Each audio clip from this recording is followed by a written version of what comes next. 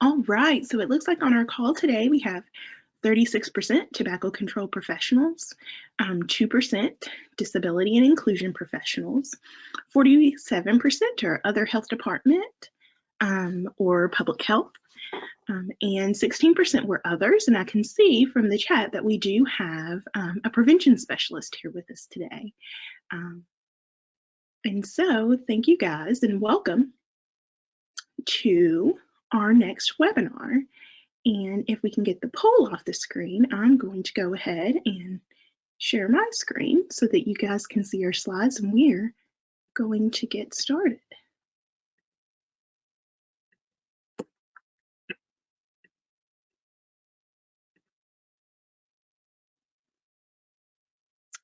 Well, one moment here.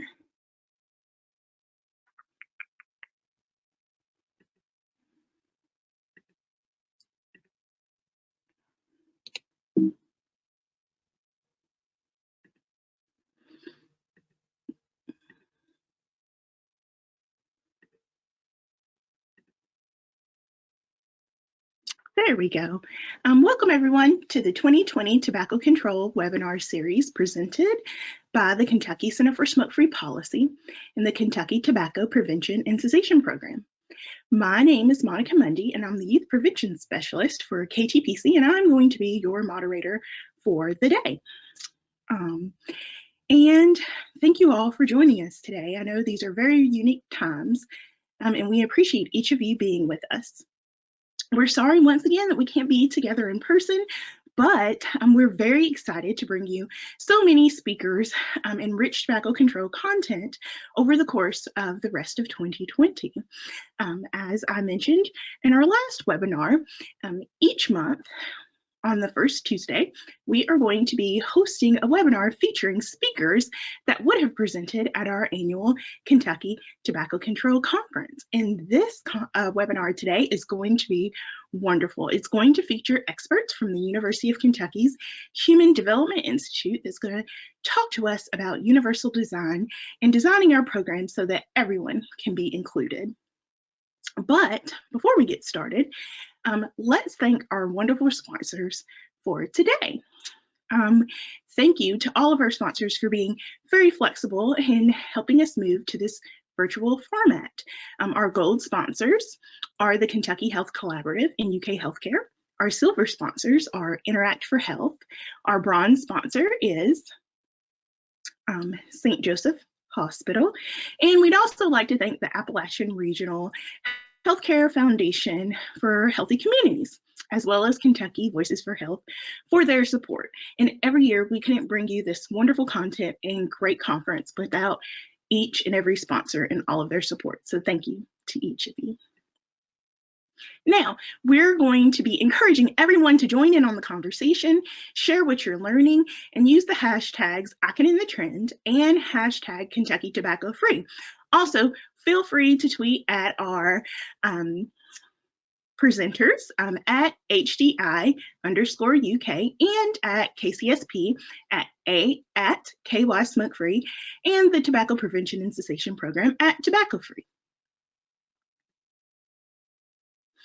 And of course, we're going to be having some wonderful giveaways today for those that complete the evaluation. So at the end of our presentation, right before we start Q&A, there's going to be an evaluation link that you see on our screen, and we're going to put it in the chat box for everyone. Just click that link. It only takes a minute or two to complete, and everyone that completes that evaluation is going to be entered to win several different prizes. One of them being a 7-inch 16GB Amazon Fire tablet, and then 8 people will get a copy of the new book, The Cigarette, A Political History. So don't worry, we're going to remind you all about the evaluations and giveaways again, and we'll make sure that you have enough time to complete it and to be able to click that link. But once we're finished with our presentation, we'd also encourage anyone that if they have any questions to put those in the chat box, and we're going to have time for a Q&A. Also, just so everyone knows, this is being recorded as well so that we can share it with others who couldn't join us today, and everyone has already been placed on mute. So now Let me introduce our wonderful speakers for today. First, we have Danielle Augustin, and Danielle is the Disabilities Education Health Coach at HDIC. She has a bachelor's degree in exercise science and a master's degree in health promotion. She's a certified health and wellness coach through Well Coaches. She is a type 1 diabetic and passionate about making diabetes resources accessible and inclusive for everyone. And she is an expert in universal design and development. I would also like to introduce August Nugent, and she has a bachelor's degree in sociology and disability studies. She is the Disabilities and Health Promotion Coordinator. Her former role in disabilities field, including directing support, professional youth and community, being a community coordinator and an advocate, which many of us on the call can definitely identify with. And she's also passionate about policy, systematic change, environmental change, and her biological brother does have Down syndrome. And our last presenter I would like to introduce is Morgan Turner. He is a health education specialist. He's a graduate of Tates Creek High School. He's a Special Olympics athlete and athletic ambassador for Kentucky. He's a strong self-advocate and an expert peer health educator and co-facilitator for inclusive health promotion programs. I hope you all will join me from wherever you are, welcoming our wonderful speakers for today. And I am going to go ahead and share my screen. All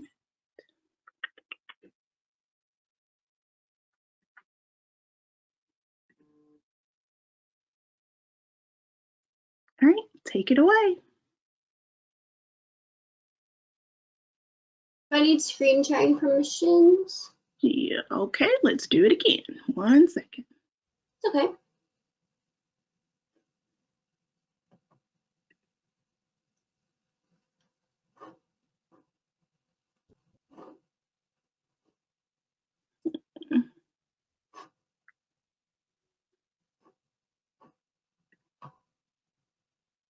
Wow.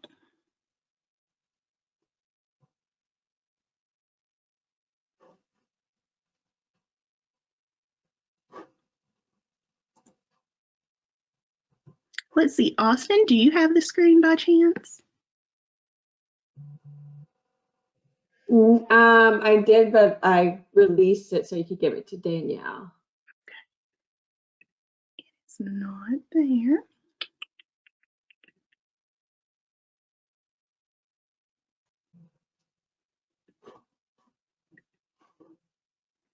Okay. You got it? You see the PowerPoint? Yep, you're good to go. Wonderful. Okay, thank you all again. I just want to echo Monica and thank you all so much for joining us today. So we are going to be talking about creating inclusive tobacco education programs and just how to have inclusive programs and health policies as general. So we are from the Human Development Institute, as Monica said. So we are Kentucky's University Center for Excellence in Disability. So every state has a Center for Disability, and we are Kentucky's. And then specifically our team, we are Kentucky's Inclusive Health Collaborative. And this presentation objectives, understand the broad definition of disability and how it applies to the individuals we all serve. Recognize the health disparities experienced by people with disabilities. Utilize principles of universal design to work towards making tobacco resources and programs more accessible. So to start off, we just want to define what ableism is. You probably have all heard of racism and sexism and other isms, but ableism is a form of discrimination experienced by people with disabilities based on their lived experiences, but it's also built into the constructs of society's institutions that are designed and more normalized, and I use the word normal lightly, for the typically able-bodied people. Despite 1 in 4 Americans experiencing a disability, ableism doesn't get as much attention as racism, sexism, and ageism. And society has come to recognize that the oppression of people based on their race, gender, or age is legally and socially unacceptable. However, we still see a lot of ableism, whether intentional or just due to people not fully understanding the disability experience and disability access and inclusion. So that is what we're going to hopefully help bridge the gap today with. So we always like to start out by defining what we mean by disability, because we know that everybody has their own experiences and maybe their unconscious biases that they bring to the table. So just to get everybody on the same page with what we mean by disability, we're going to go ahead and define it quickly. So according to the World Health Organization, a disability is any cognitive or physical impairment, activity limitation, and or participation restriction. And something that I like to point out here is nowhere in this definition does it mention a medical diagnosis. So we don't look at this from a medical perspective, we look at this from a functional perspective, right? How well or what barriers do you experience in living and functioning in everyday life? So the way that we identify this is by using a set of 6 questions that come from the Behavioral Risk Factor Surveillance System. And so if an individual answers yes to any of these 6 questions, they are identified as having a disability. And we don't say identified as having a disability in order to label people. Again, it's really about identifying where that need is so we can better support individuals to live life and access services to the full capacity.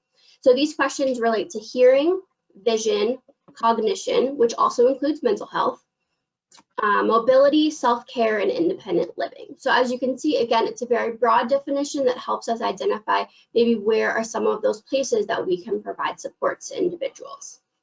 And these questions actually, under the Affordable Care Act of 2010, are required by any organization that is receiving full or partial federal funds. So if you are funded at all by Health and Human Services, such as us, we are funded by CDC, which falls under HHS, so we receive federal money.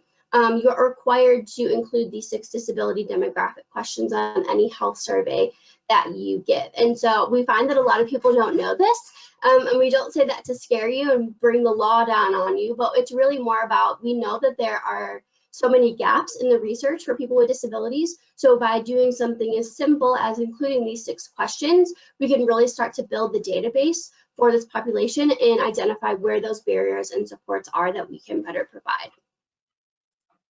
And then 15% of the world's population has a disability, compared to 27% of Americans. The rate is even higher in Kentucky at 34.6% of Kentuckians experiencing some type of disability. So we find, based on those 6 questions, over 1/3 of our state has an identified disability. So I hope that kind of drives home the point that a lot of the people that you are serving probably do have a disability.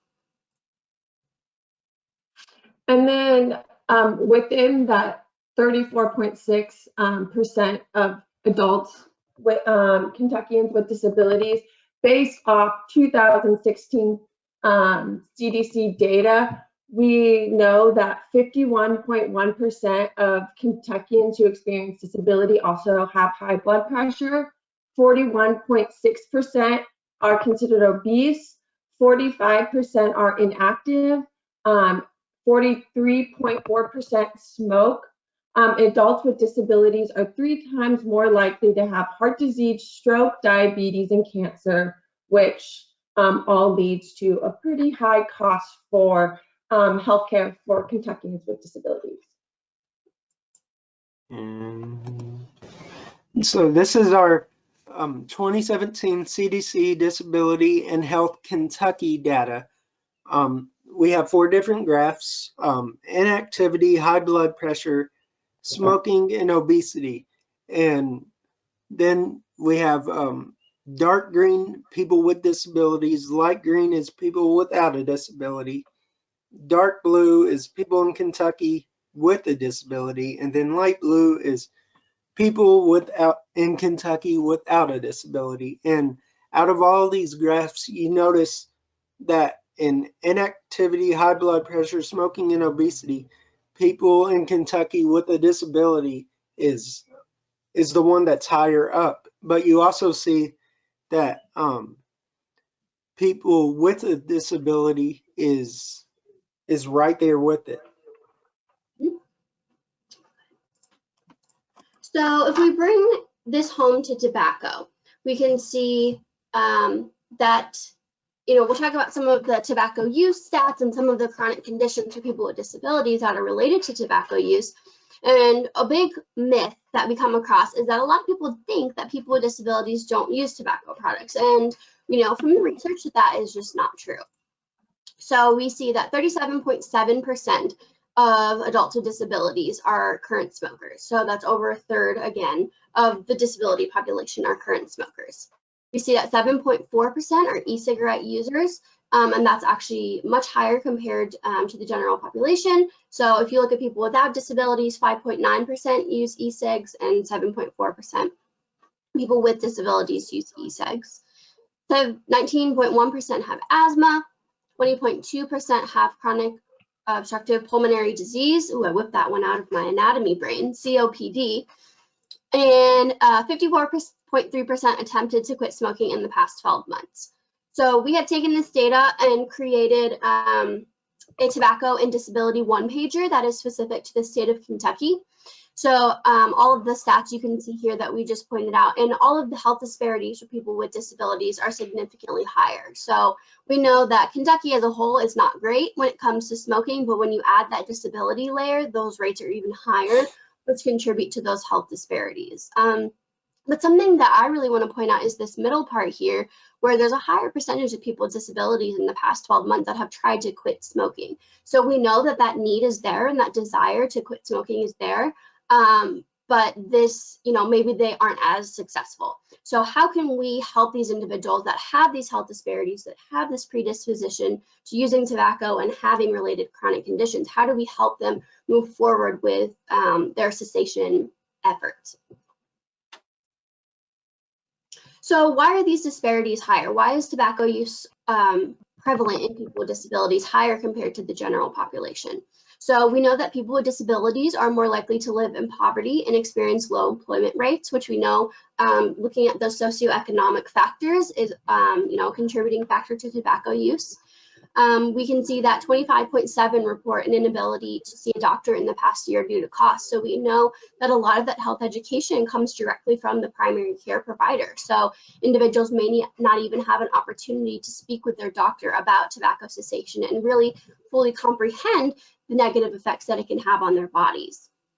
Chronic pain is commonly experienced by people with disabilities, particularly physical disabilities. So we know that using tobacco products is a lot of times a way people can release that pain and cope with it.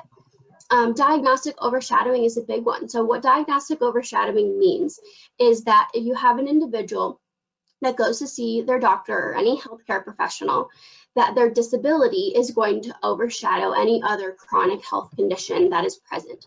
So if in this case, if you have an individual, let's say with Down syndrome, that goes to see their doctor and they want to quit smoking and they're a current smoker, the doctor may not even focus on that. The doctor may just say, you have Down syndrome, this is your disability, that's what we're going to focus this whole encounter on, is your disability, which really negates all of the other health disparities and health conversations that could be happening aside from their disability.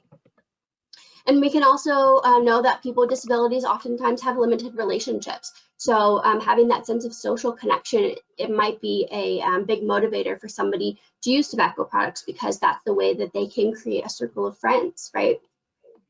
We also know that a lot of times it gives them a sense of autonomy. People may not have strong control over their lives of where they go and what they do when they want, but for some people, buying a pack of cigarettes and smoking may be one of the only things that they have control over. So of course they're going to hold on to that, right?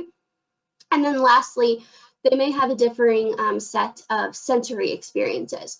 And to highlight what this means, we want to share a personal story of a friend that we have. She does want to remain anonymous with her name, but she is a wonderful person, and she is going to share her experience using tobacco products and smoking cigarettes. So she is, which she'll explain, she's a paraplegic from about the mid-chest down. So I think she says T3 or T4 is her injury. She got in a car accident when she was younger, and so she is paralyzed from the mid-chest down. And so we're going to play a video of her sharing her experiences smoking and some of the motivators that are unique to people with disabilities to use tobacco products.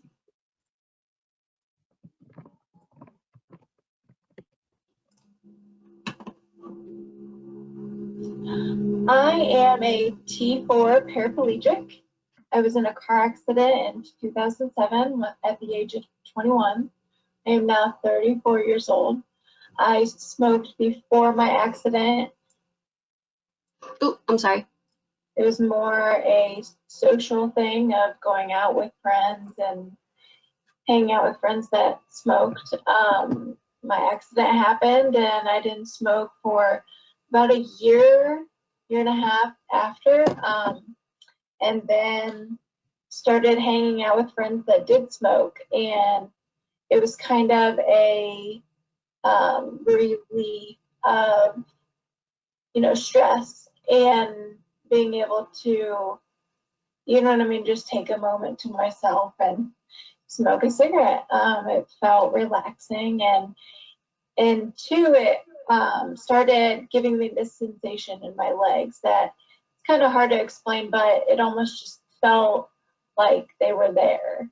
And so the overall experience of smoking a cigarette, of the little relief and feeling my legs, it was just like, why would I not want to do this? And then also with my spinal cord injury, I don't have a full lung capacity as someone with an able body, so I'm more prone to pneumonia and chest colds, and things like that are serious for somebody with a spinal cord injury, just because we can't cough up the phlegm and things, so it all just kind of migrates in there and makes it harder to breathe. So I smoked for, I want to say, almost 7 years. And then this last year decided, okay, I got to cut this out, and just decided to quit smoking.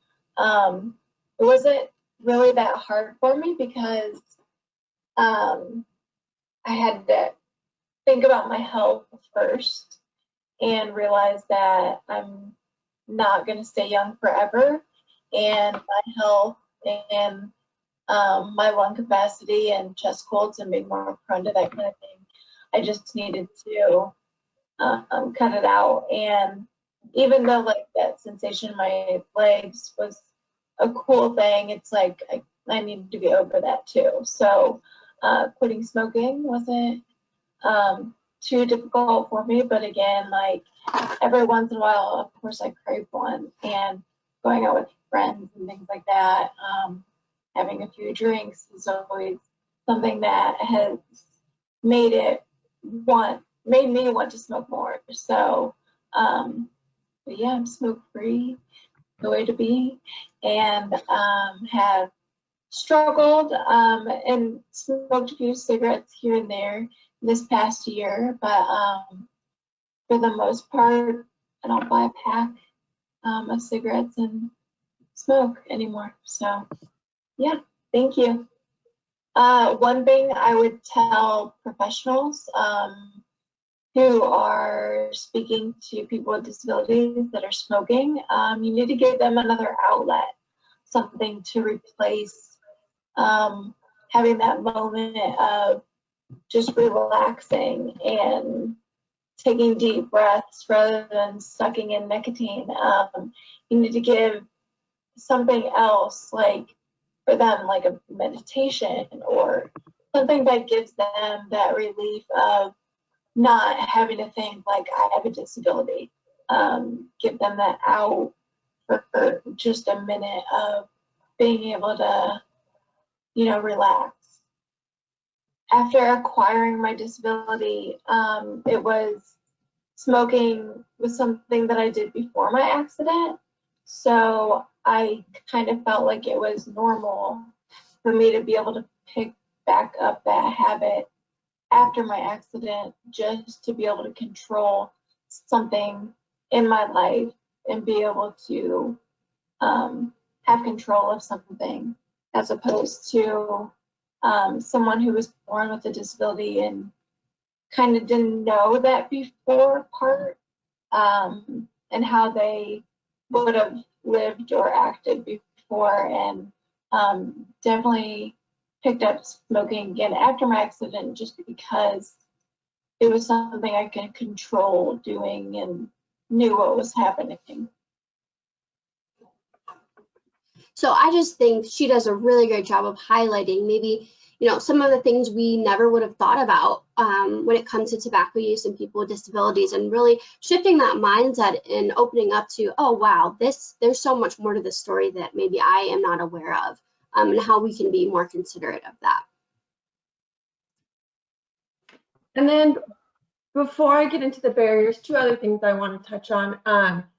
That also recognizing and understanding that a lot of times, especially in like the mental health care system, cigarettes are used as an incentive for people, but also for people who do have intellectual or cognitive disabilities, it can be difficult to understand that you're getting all of this information that is saying smoking is really bad for you, but then when the support workers and the people around you are all smoking, it sends mixed signals and can really confuse people.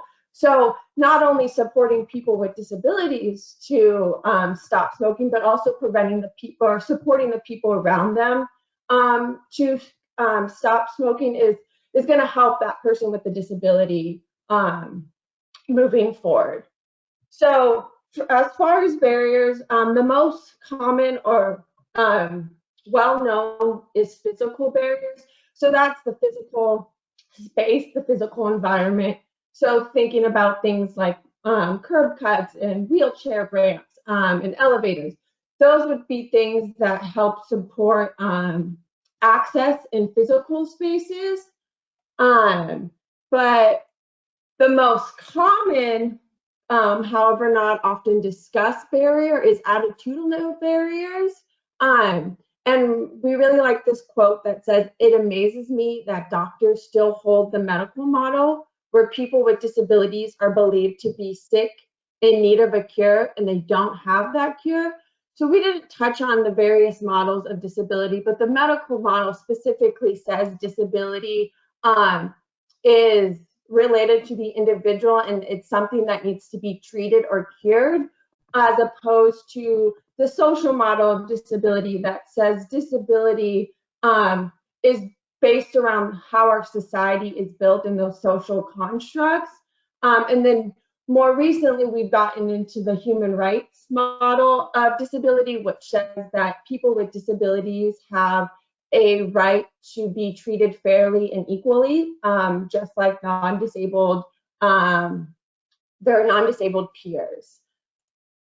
So attitudinal barriers often emerge from the lack of understanding about disability. So we appreciate you all being here today to learn and build your understanding around disability. These attitudinal barriers can present themselves as behaviors and how we interact with people. So that might be you or somebody treating or talking to someone with a disability in a more childish tone. Your intentions might not be a negative, but you're not treating, or I should say, people aren't treating that individual with a disability like an adult or like they would other adults. It also includes our perceptions and assumptions about people with disabilities, and this is really common when we might assume that a person who uses a wheelchair, doesn't go to the gym, or somebody with an intellectual disability might not know how to drive. And those are often assumptions when in reality, people with disabilities, you know, do all kinds of things that really bust those stereotypes. And as a result, people can be ignored, judged, and oftentimes leads to stereotyping and misconceptions.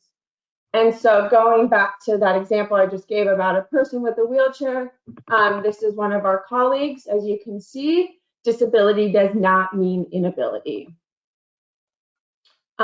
Informational barriers are a very big one and really important, especially in health, the healthcare and health information, because health information can already be so dense, but so even for someone like myself who doesn't have a very strong background in health, like, you know, my health literacy level is not very high, but then if, you know, you have someone who might experience a cognitive disability, it makes it that much harder to access that information. So that's why, you know, what we'll briefly touch on universal design is so important, but also recognizing that information can also include people, you know, accessing people who have hearing impairments or low or no vision. So that's why when Governor Beshear brings out Virginia Moore, other individuals from the Kentucky Commission on the Deaf and Hard of Hearing to provide that ACL or American Sign Language interpretation,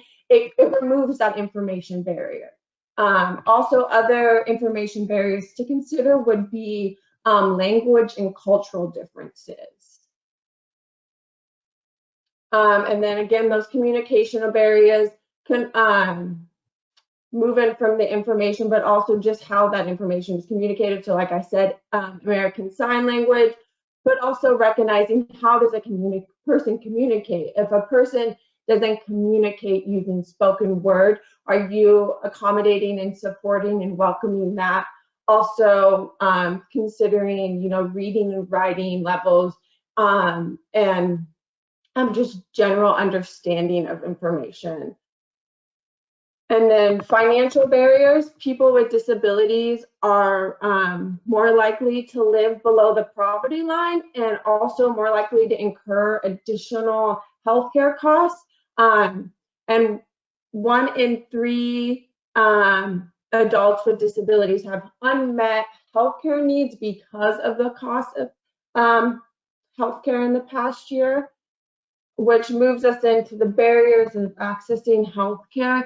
And this is so important because as we've talked about tobacco prevention, it's so important to prevent all of the diseases and health conditions that result from smoking tobacco or using tobacco, because there are so many barriers for people to access healthcare. And so if we can get ahead of things, then we don't, you know, it can kind of help ease, you know, those later down the line concerns that might result because healthcare is not accessible for people with disabilities. This thing can include those physical and attitudinal barriers, but also, you know, people, one of the biggest misconceptions about disability is people with disabilities or disability equals unhealthy. And so you can understand why access to the healthcare system can be so difficult, because if you're going into a doctor appointment because, you know, maybe you broke your arm and people are assuming because you have Down syndrome that you're unhealthy. So they're not going to, you know, treat you the same way that they would treat a non-disabled person.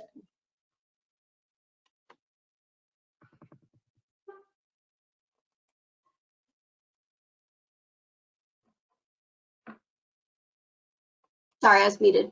So we we love to highlight this quote from Stella Young, who is a self-advocate, and she says the quote that the only disability in life is a bad attitude. The reason that that's BS is no amount of smiling at a flight of stairs has ever made it turn into a ramp.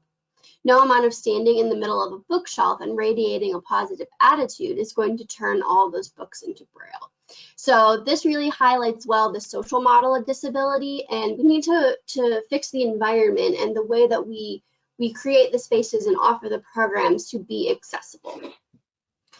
And so I think this image is a really good recap of all the things that we've talked about so far, right?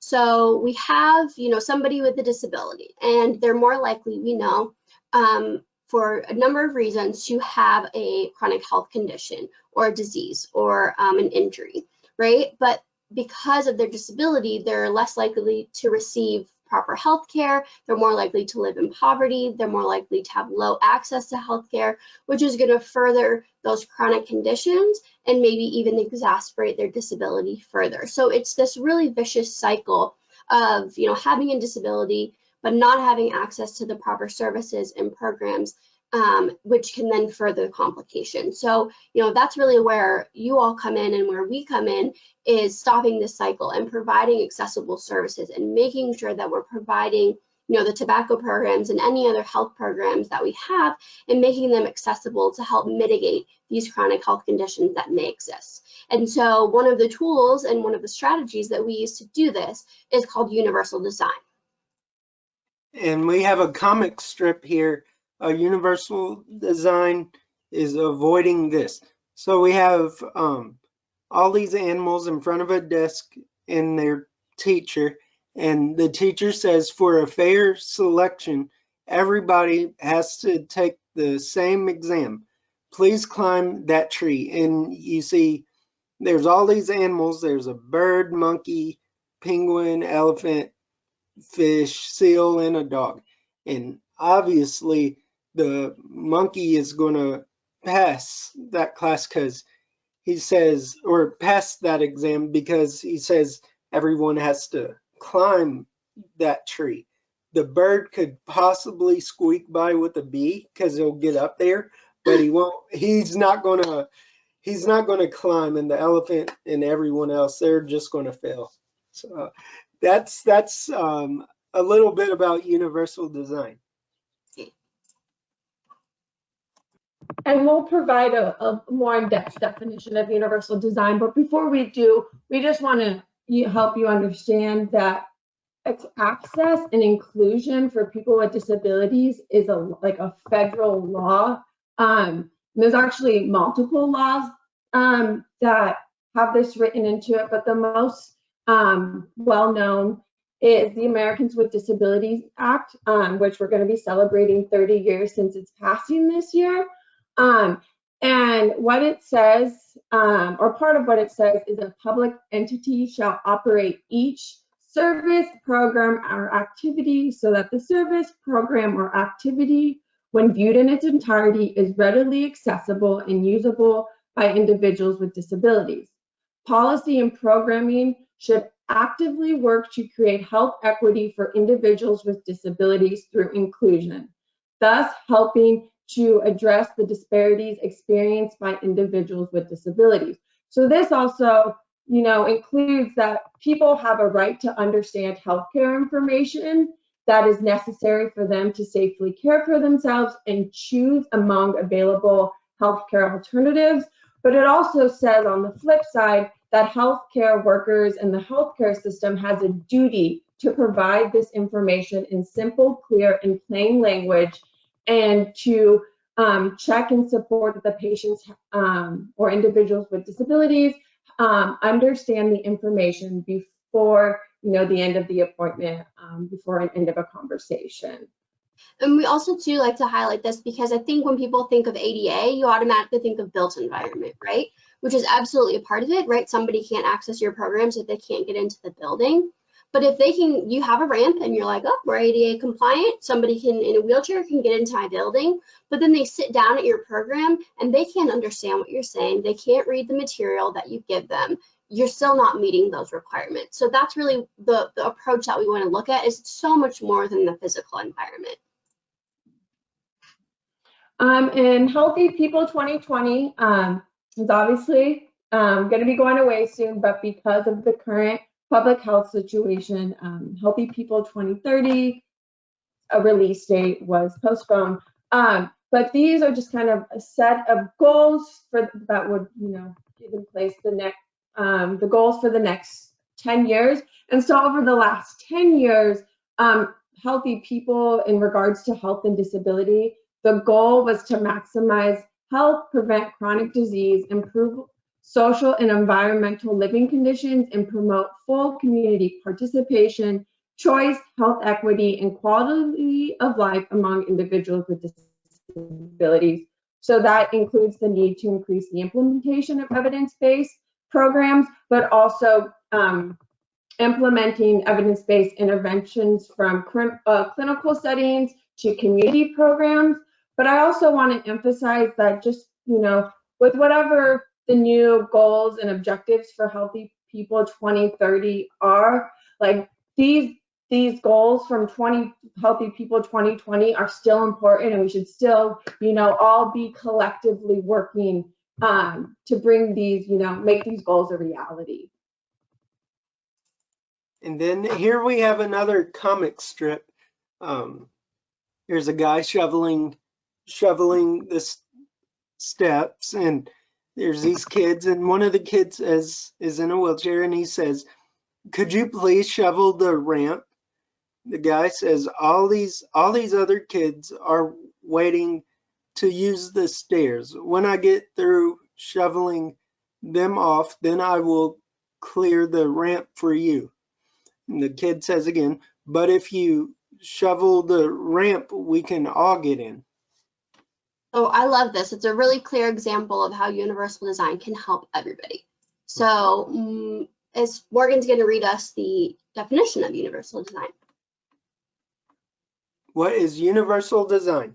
The design of products and environments to be usable by all people to the greatest extent possible, without the need for adaptation or specialized design. A process that enables and empowers a diverse population by improving human performance, health and wellness, and social participation. And to add, the beauty of universal design is it's not only focused on supporting people with disabilities, they benefit a broader audience. So, recognizing that people learn in different ways based on their different learning styles or abilities, cultural or language differences, and just the many unique ways that people identify with what health means to them. A really good example of universal design, or to help you understand universal design, one of my mentors uses this concept of light bulbs. When you go into a building, we expect lights. That's how, as seeing people who see with their eyes, we rely on those lights. And without them, if the power went out, the light bulb, needs to be replaced or something, that creates kind of a point of tension for us, because that accommodation or something that supports us is no longer available. So seeing universal design in that way of light bulbs, we don't consider that an accommodation, but it is an accommodation for people who see with their eyes. So universal design builds on that. If we can take, accommodations and build them into our environments naturally and normalize them, it becomes less of, this is for them, and it becomes more of just like everyone is supported. Yep. And I think that leads really perfectly into this graphic. So this is how we like to talk about when we say inclusion. This is what we truly mean. So if you look at the bottom left where it says exclusion, you can think of the green dots as the quote unquote normal, general population, and the colorful dots can be any minority group that you want to consider. For our purposes, we'll say people with disabilities, but really it's any minority population that doesn't fit the quote unquote norm. So exclusion means they can't access the program or service, right? They don't feel welcomed. It's not built for them. They can't understand it, right? I think we can all agree, nobody wants this as part of their health services and programs, right? So then a lot of people take it the next step, and they have a separate, we'll use that example. There's a clinic in Louisville called the Lee Specialty Clinic, which serves people with disabilities. It's a great clinic, but it's completely separate from the general hospital, right? So a lot of times their wait list is extremely long because that's the only place that people with disabilities, or one of the only places that people with disabilities in the state feel comfortable going. They provide great services, but they're still being segregated from the general population. So we don't want that either. And then we take it a step further to integration. So what this might mean is your tobacco program has a class once a week specifically for people with disabilities. That's great, you're providing them a service, but they're still not with everybody else. They're still not with their peers. They're still being othered and put into a classroom with other people with disabilities rather than the general population, and being treated like everybody else. So what we're striving for with universal design is true inclusion, right? Where you have any minority group that you want to consider is going to be in the same program, in the same classroom, provided the same resources and services as everybody else. So that's really what universal design strives to do, and the environment of inclusion that we want to create. And I think another really great example of health equity versus health equality, this is something I'm sure that many of y'all have seen in the public health world, talking about, health equity isn't enough, giving everybody the same thing. Health equality isn't enough, giving everybody the same thing. We really want that equity piece. Giving people services and supports that serve them, but we like to take it a step further and talk about accessibility. So this is what universal design does, is on the far right, is really provide that accessibility piece. So, we're building it on the front end that is accessible to everybody, right? There's no additional accommodations that are needed. There's no additional supports of those boxes that are needed, right? It's built in a way on the front end that everybody can utilize it the same exact way without any additional components or accommodations needed. And then we have another comic strip. A little girl talks to a teacher. She says, "As we start a new school year, Mr. Smith, I just want you to know that I am an abstract sequential learner and trust that you'll conduct yourself accordingly." And then, so we're going to do an activity. So Morgan's going to give us an activity here, and we'll utilize the chat box. That's probably the easiest way. But Morgan's going to read a scenario. And so if you identify, so he's going to say, we'll just do this first one as an example. So Morgan will read the scenario, and if you identify with the choice that relates to the eyeball, you're going to type I into the chat, EYE. If you identify with the choice with the ear, you're going to type ear into the chat, EAR. And then if you identify with the last option, which has to deal with movement and moving your body, you're going to type body into the chat, okay? So Morgan's going to read the scenarios, and you can respond in the chat with what fits best for you. all right, so if we're ready, I'll get started. If I have to learn how to do something, I learn best when I watch someone show me how, hear someone tell me how, or try to do it myself. And you might have more than one way that you learn this. So if there are multiple, you can put all 3 or 2 or whatever is your learning style. Then I'll give it a few minutes. I don't know if we can see the, oh, there we go, okay. General chat. We might not be able to see the attendees chat, but that's okay. Oh, okay. Should I keep going?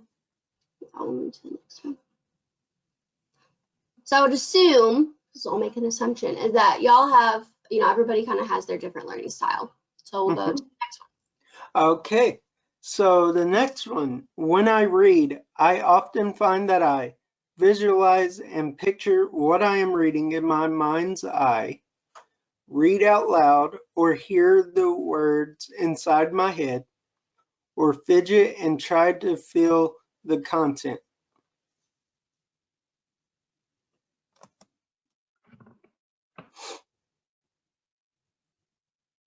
I'm an I learner for this one. All right. I'm definitely an ear, eye.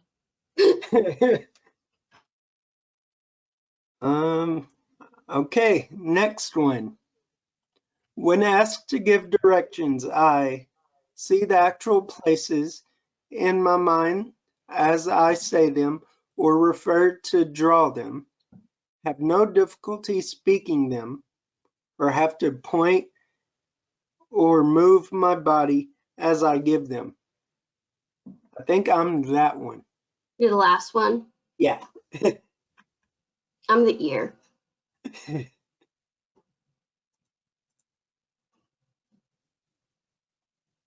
Go ahead, Mel. All right. If I have to remember a list of items, I would remember it best if I wrote them down, said them over and over to myself, move around, and use my fingers to name each item. I think I would be I. I'm definitely an I. I've this Yeah. posted it all over my desk right now. I could do the move around and use my fingers, but it wouldn't last long. And then I prefer teachers who use a board or overhead projector while they teach, talk with lots of expressions, use hands-on activities. All of the above. I am I in the body guy. Yeah, I'm all of the above as well. Which we apologize to everyone because usually our presentations include all of the above, but given the current climate, we're making do with what we got. Okay, when solving a problem, I write or draw diagrams to see it, talk myself through it, use my entire body or move objects to help me think. I talk to myself. I have no I shame. definitely am an ear. That's also partially my anxiety. I'm talk to myself through it and then the body. Nice. Next one is when trying to recall names. I remember faces but forget names, names but forget faces. The situation where I met the person rather than the person's name or face. I am definitely an I. Yeah, I would say it's situation. That's what I do. So, as we kind of demonstrated, I'm assuming it's similar for you all, is I'm sure you didn't have the same answer for every single situation. At least, you know, our team didn't, and that's what we usually see. So this really highlights what Austin was saying before of, you know, universal design not only helps people with disabilities, but everybody learns in different ways. And not only that, learns in different ways for different situations. So, you know, I like this, this comic because it really highlights of, you know, why do we have to build things to be one way? So I'll let Morgan read this. And I think this demonstrates really well about, you know, we need to provide options for people. So we have another comic strip and it says you're going to have to change to fit into the system. And then you see this box that says system. A group of people, they say, or how about you change the system so we can all fit? Mm-hmm. Yeah, so I just think this is a great example of, you know, let's accommodate the people that we're serving, right? Why does it have to be the way that we think is right or society tells us is right? Let's be adaptable. Let's be creative. So what we're going to do next is we're going to go through a couple examples of not only resources, but also strategies that you all probably use in your tobacco cessation or health programs. And we're going to go through some ways and some examples of how we have or you can adapt them to be more inclusive. So we're going to start with motivational interviewing. And so as stated in my little bio, I'm a certified health and wellness coach. So I'm trained in motivational interviewing. And so I had to do, you know, research as I was learning to incorporate incorporate motivational interviewing to work with disability populations. So, but as you can see, they're very simple adaptations, just things you have to be mindful of though, right? Not assuming that the way you've been trained is going to work for everybody, being creative and providing options. So for those of you that don't know, motivational interviewing is a technique that's used to elicit behavior change. by using reflections and affirmations, open-ended questions. And it has been proven to be effective with people with disabilities in substance abuse treatment. It was prior thought that it was too complex or high level of a technique to use with people with disabilities or children, but this has since been disproven, and there's a lot of great research out there. So there are some modifications that may be necessary though. So using clear, plain, and concrete language. Asking one question at a time, really avoiding those double-barreled questions and just being straightforward and going in a sequential order. Allowing extra time for individuals to process and answer questions. So being comfortable in that quiet space and letting people think through things. And then along those same lines is using tools or visuals to assist with comprehension. We use a lot of visuals, we use a lot of worksheets, to help orient people to what the topic of conversation is. Helping identify and express emotions. So thinking that some people might have trouble just putting a name to a feeling. So having those visuals and those conversations to assist with people to identify and express those feelings appropriately.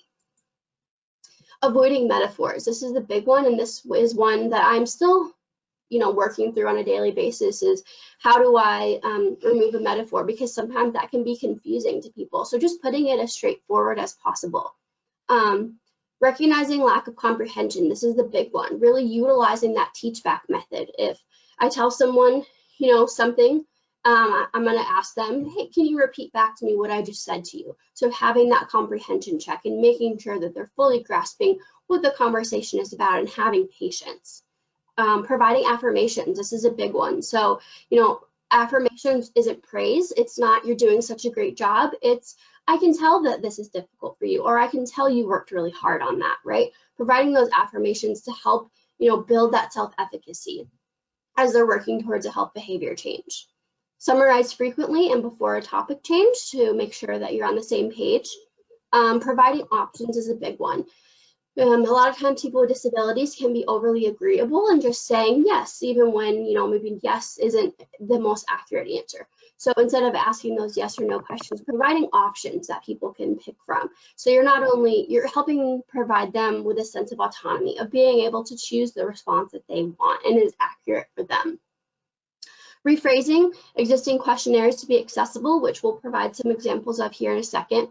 And really focusing on that self-determination piece and that strength-based approach, right? Because as we've highlighted, there's a lot of barriers that people with disabilities experience. So instead of focusing on, what can be changed in the external environment, what can they take ownership of? What's a strength that they have that they can draw upon to make this health behavior change or to work on tobacco cessation? So, and just really bringing this back to the self-determination theory of helping people gain that sense of autonomy, that self-efficacy, and that competence, and providing them with social support. So unfortunately, these three areas a lot of times are lacking in people with disabilities because they've never given the chance to build their autonomy or to build their competence with a health-related behavior or be connected to other people that can support them. So the more that you build on these three areas, the more you're going to help increase motivation and be more likely that a person is going to be motivated to stick to their health behavior change. And then moving into some visual examples of universal design and how to make health information more accessible. These are some examples of resources that we created, the Kentucky Inclusive Health Collaborative created. And you can see that on the What is my A1C handout, we include, multiple methods or ways for people to, understand or, absorb the information. And so that includes obviously the words and the numbers, but also color coding it. Red, yellow, green is always a good way, but also recognizing that these colors might mean something different in different cultures. So adding those emojicons helps kind of, provide another method, but also recognizing that the emoticons might not always work because people do perceive health and define health in different ways. So something that I perceive as like, a sad face might be something that Danielle recognizing those like a positive. So providing those multiple methods. And then on the What is the Diabetes handout, there's more written word, but also incorporating those visuals to supplement the language and the verbiage. But then also recognizing that you don't have to recreate the wheel. Like lots of universally designed resources already exist out there. These are 2 we found on Google. And so just wanting to highlight that, you know, you can look up like infographics or all types of different keywords. And the specific to the ones on the dangers of smoking, if you read the fine print, it's not in English, but yet you're able to understand what this infographic is saying because of those use of images. Then also memes. Everybody likes memes. Sometimes they're relatable. Sometimes I can read a meme and say, oh my gosh, that's so true. When someone asks if you want to vape, no, everyone should say no. And then some takeaways. People with disabilities experience many health disparities and barriers to a healthy lifestyle. Everyone learns in different ways. Making educational resources and programming inclusive and accessible will benefit everyone we serve, not just people with disabilities. Yeah, so I think this is a great summary of, I hope you all even, you know, took away from this a more broad definition of disability, understood the health disparities that exist, and then understood why universal design can be beneficial in all the work that you do. And I do want to give the caveat that if you are interested in universal design, our team does offer a free training that is very specific to how to, you know, make your resources and programming universally designed. So we'll give you step-by-step instructions and tips and tricks about how to be more universal design. So if this is something that piqued your interest, we'd absolutely love to work with you further and work with your team more in a more dedicated way. So we'll have our contact information in a couple of slides. But for some additional resources, we'll send this PowerPoint out and so we'll have Ellen and whoever from the tobacco control program to send out this PowerPoint, so you'll have all of these resources. But you know, we are again the Kentucky Inclusive Health Collaborative at the University of Kentucky's Human Development Institute, but also NCPAD, which is the National Center for Health, Physical Activity, and Disability. They have a lot of really great resources. NACCHO has a disability-specific resource. Special Olympics is always a really great resource. A lot of people think that they're just a sport organization, but they've really expanded to be more about health and wellness for people with disabilities. So Special Olympics Healthy Athletes is great, as well as the Mental Health and Developmental Disabilities National Training Center. And then if you want to reach out to us for anything, this is all of our contact information. You can reach us by email, Facebook, we're really active. This is our website, wellnessforky.org. And we have a YouTube channel with a lot of really great resources as well.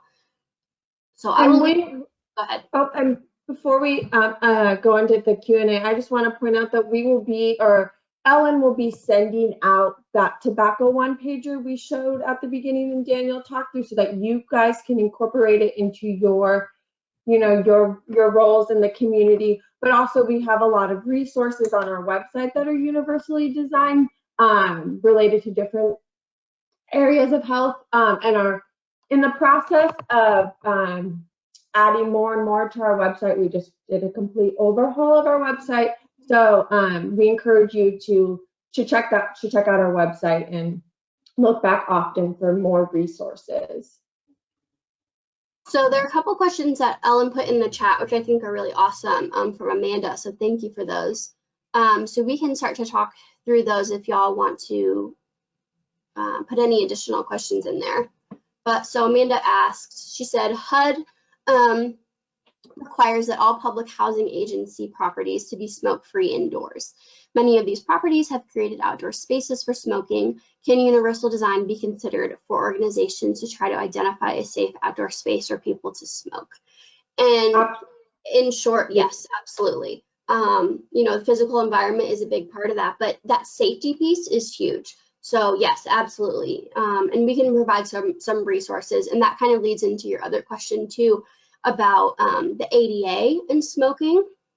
So she says, when the ADA was being drafted, the tobacco industry tried to get smoking included in the definition of disability. Can you talk about why smoking is not a disability? So we'll do that question first. So, you know, we shared our definition of disability, and that's slowly becoming the norm as that functional limitation disability, not a medical diagnosis or a health behavior. So if, you know, we're looking at those set of 6 questions, which I can scroll back to, you know, just because a person smokes, it doesn't mean that they would answer yes to any of those questions, right? If they had another health complication that maybe like COPD that resulted from smoking, they might answer yes.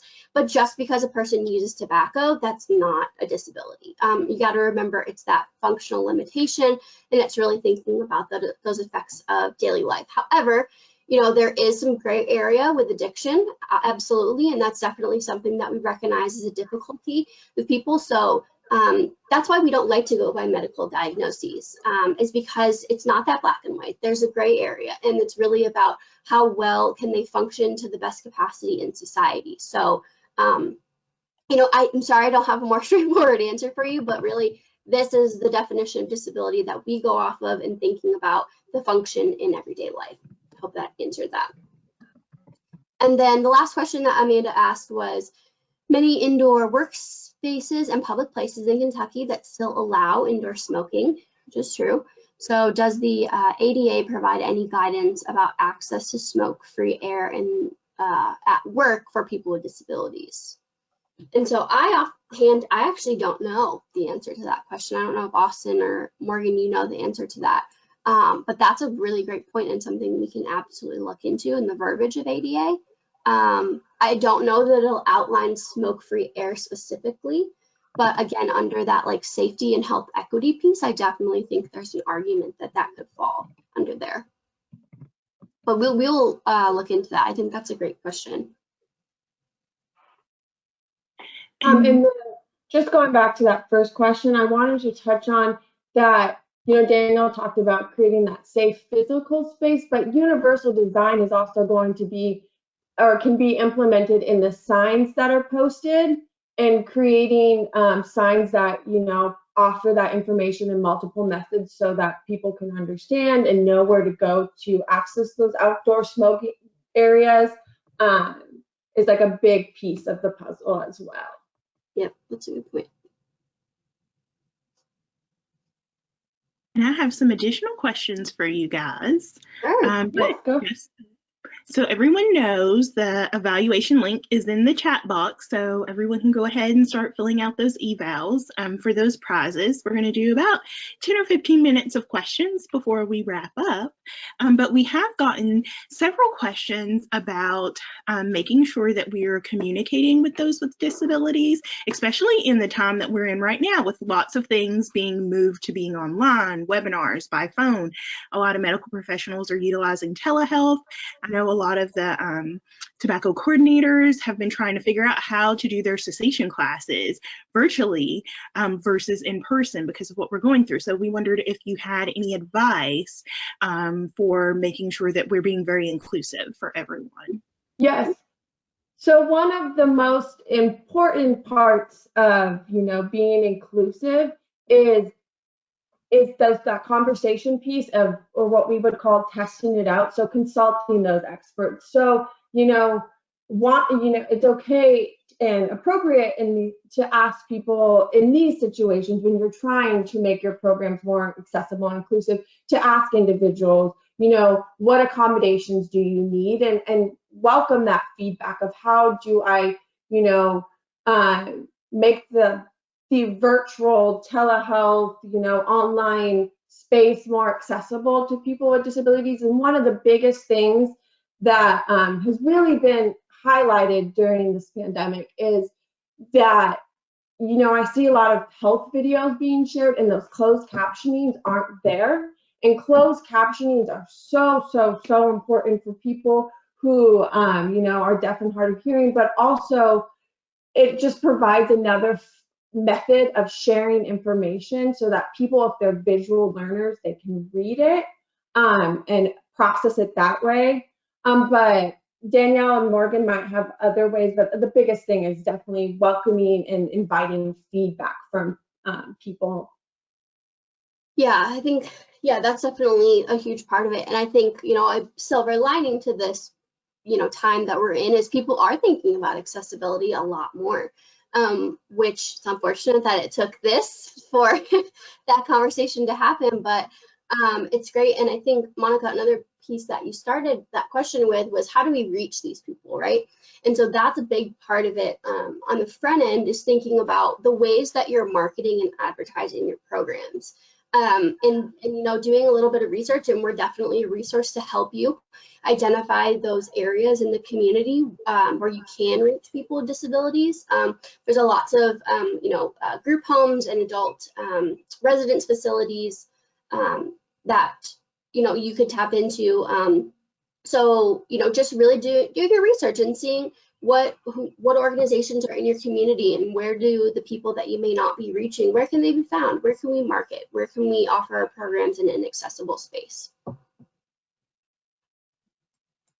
Great. And another question along the policy line is that, you know, a lot of people that are advocating for policy change are looking for partners to join them and kind of be a part of their coalition so they can show a face to who's being most affected by being exposed to secondhand smoke indoors. So this one is kind of a two-part question. One, what organizations, or where would you say that someone could get started about thinking to pull someone in that may work with the disability community, or how to get them involved in that policy change effort? That's the first question. My second question is for Morgan, because he's such a wonderful advocate. I'm just interested in knowing, like, what motivates him to advocate for universal design and inclusion, because I think part of understanding how to get people involved is to understand what motivates them to want to be involved. Mm-hmm. I think Morgan might be frozen right now, but Austin, if you want to answer that first question about policy. Yeah, again, it goes kind of back to what Danielle was saying about that marketing piece, and, you know, on the front end, thinking about who you're reaching, and, you know, creating that safe, comfortable space for people to share their stories, and, you know, working through that. Over the years, I've learned that, you know, you have to build that relationship first, and then from there you can kind of encourage that, you know, the importance of people sharing their story and influencing, you know, systematic and policy change. But also, just, there are a lot of organizations that, like, disability advocacy is really, really big, especially right now, given the climate. And so you can also look into like disability rights organizations, or if you have a local disability organization or Center for Independent Living. Also, like the Kentucky Protection and Advocacy Agency is Kentucky's statewide organization that really focuses on protecting the rights and dignity of people with disabilities. And, you know, they might know some individuals who have powerful stories. But yeah, I mean, it really comes down to, you know, that first step is going to be building that safe relationship where people do feel comfortable with you, and then, you know, encouraging them the importance of sharing their own story. Danielle, I don't know if you want to add anything. No, I think that's great. And I think that's another really important point, is that tokenism is very real in the disability world. People will take a voice or a picture of somebody with disabilities and slap it on a campaign ad without actually working or consulting or listening to that person with a disability. So that would be, I think that's great that you definitely want to start including people with disabilities in your work. Just making sure that it's meaningful and that they truly have a voice is really important. Right. I think that's a really important point that Danielle makes, because something that for me, because I come from this with both a professional and personal experience related to disability. I have an eye for recognizing at times when organizations or campaign efforts aren't consulting people with disabilities based off the language that they're using and the way that they're presenting their message. People with disabilities don't want to be viewed as that charitable group that needs our support. They want to be seen as equal and like, this is something that's important to me, and so don't put words into individuals' mouth, but a good metaphor is to be the megaphone, to give them that platform to amplify their own stories and helping support them to share that story, far and wide. I know, I'm sorry, and Morgan's having some connection issues, but we can definitely have him follow up because he's great. He did great work. Morgan's a natural. He is. And just a reminder to everyone, complete that eval. The link is in the chat box, so everyone should be able to see that. It will just take a minute or two, and we're just going to continue on with questions as we wait for everyone to kind of get those finished up. Another question that we've had, and it is, are we going to be sharing the slides? And Danielle did say that they will send the slides along, and we are also recording this conversation. So it will be available and will come out in a link and a follow-up. We'll make sure those slides get in there as well as any resources that you guys would like to share. I know you have the infographic and things like that, so we'll make sure that everyone gets all of those resources when we finish up. I'll go back to the slide.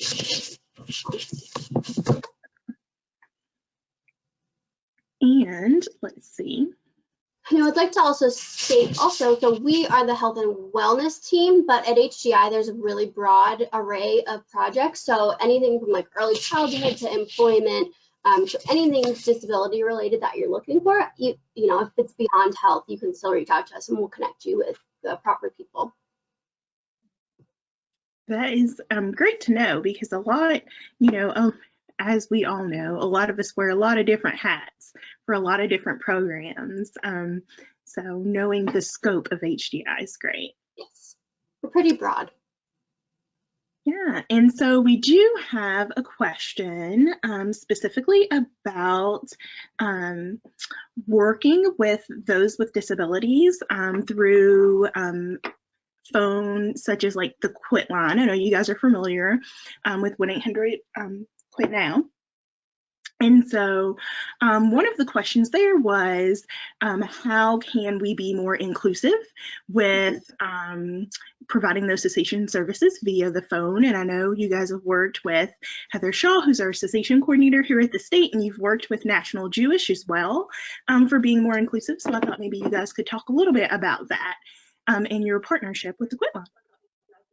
Yeah, sure. And we're still working through that process, and we're actually really excited to continue to work with Heather on that. I think some of the recommendations, and I can go back, about that I put in motivational interviewing is just really one to be mindful of the literacy level of your language, and just, again, not, these are still adults that you're talking to, so don't use that childish voice, but just really being mindful of asking one question at a time and giving extra time for responses, and providing maybe real world examples that people can relate to, I think is really important. And it can be as simple as asking is, how can I better communicate with you? Or using that teach back method of, do you understand, can you reiterate to me what I just said to you? So I think really the first step is just being mindful of the way that you currently interact with people, on the Quit line or any other virtual resource, and then thinking, okay, if I, taking a step back and thinking about the literacy and the accessibility of what you're saying, In consulting, we'll send in an email. There are some states, particularly Ohio, that has a really good program, the LIFT program. I don't know if any of y'all are familiar with that, but they've done a lot of really great work with tobacco cessation in people with disabilities. So we'll send that out as a resource. In consulting, existing resources that are out there. So that would be my suggestion. First is just to get comfortable with, being mindful of what you're saying and maybe think about ways that you can simplify that in a respectful way. Yeah, so one thing, and it's like, if you feel like, there's a lot of anxiety on the other end of the phone call, limiting those questions to yes and no answers to kind of build that rapport with the individual and get them to a place where, they can kind of process. But also, a really good tip I've learned along the way from one of my mentors is when you think you've broken down something, break it down some more. So really wanting to use that plain, simple language, because it can be overwhelming. I mean, I've never had to quit smoking tobacco, but that's a stressful thing, and so recognizing that there's that anxiety there, and trying to really support that individual with that plain, concise language that one question at a time, and the yes and no is always a good place to start, but also recognizing that sometimes people might not have the language to describe what they're feeling, so trying to be mindful of that. If they might not be able to say, like, I'm feeling really anxious right now, but recognizing that it is a stressful situation. Yeah. And it's one more thing that I just thought of. It's very common and understandable that people with disabilities don't trust healthcare workers because they've been mistreated in the medical field a lot. So reiterating what Augustin said of building that rapport and that trust and creating that safe space with them is going to be the best way that you can have that open and honest conversation. Yeah, and as you guys are kind of talking about being able to make sure the literacy level is appropriate, kind of breaking down what you're talking about, are there any resources that, those of us out there that may be creating pieces or that we might be able to use to make sure that, we're using appropriate language? Yeah, we can definitely provide some resources for literacy level and reading level and things like that. I would say also our team is a great resource. That's a big chunk of what we do. We've worked really closely with Public Health Department in adapting some of their resources, and so we can definitely provide some online resources, but if you do want to talk to an actual human and talk through things and have that conversation, our team is available to do that as well. But yes, with the PowerPoint, we'll send out some resources. Perfect. And if there's any last minute questions, you guys can send those in to us. But as our time is kind of wrapping up, I just want to thank you guys once again, Danielle, Augustin, and Morgan, for being with us. And I just wanted to see if you guys had any last minute thoughts you'd like to share. No, I'm really appreciative that we had so many people join today. And like I said, we're grant funded, so we always tell people to put us to work because we're like, we have the money, we have the people, we want to help you. So honestly, don't hesitate to reach out. That's why we're here, is to serve as a resource and to help you be as accessible and inclusive as possible. That is wonderful, and your contact information is up on the screen in case anyone needs that or would like to reach out to you. Also, if there's any additional questions about the quit line, you can always reach out to Heather Shaw on our team. All our information is on our website, and you can also, I think Ellen Cartmell's information was included with the registration email, and we will be sending all these resources out and this recording along with the slides and everything we've discussed in just a little bit, probably early next week. So be on the lookout for that as well. We also have several upcoming webinars on Tuesday, June 2nd at 11 a.m. Kristen Isaac from the Rescue Agency is going to be joining us, and she's going to be talking about behavioral change marketing and specifically referring to some of the youth campaigns that we have here in Kentucky running, including Down and Dirty and Behind the Haze.